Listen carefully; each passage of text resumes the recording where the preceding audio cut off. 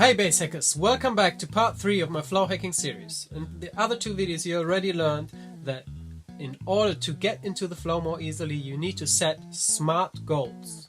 Specific, measurable, achievable, relevant and time-bound.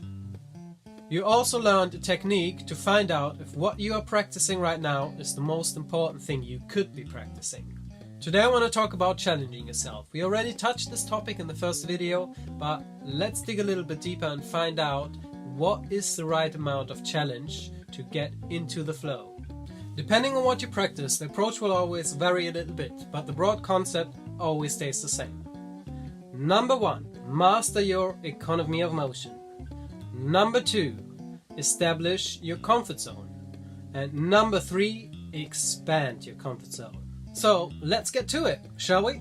Let's assume you're installing a technical skill, something like slapping, muting, 3-finger technique, or you're trying to learn a solo which you just transcribed. As technique is always about fine motor skills, it makes a lot of sense to perfect your economy of motion without paying too much attention to speed. Once you can accurately perform what you want to practice and you're producing the sound that you aim for, it's time to take out the metronome or drum machine. Introducing the metronome to your practicing, what you have to do first is establishing your comfort zone. Your comfort zone is a tempo where you can execute what you're practicing without making a mistake. It's important that you're really honest with yourself. If you're not, sloppiness and bad habits will form and they'll hunt you down for the rest of your bass playing life. So, be careful and watch out for those. Once you have established your comfort zone, it's time to raise the bar and expand your comfort zone.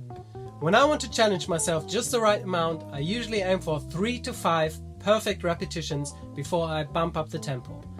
I bump up the tempo between 1 and 5 BPM depending on the subdivisions that I play. Quarter notes, 8th note, 16th note, 32nd note, whichever is yours, it depends.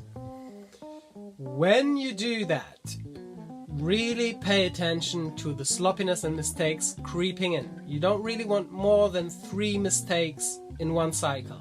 Otherwise you overwhelm yourself, you won't be able to fix your mistakes, and this is one of the main reasons, root reasons actually, for poor technique.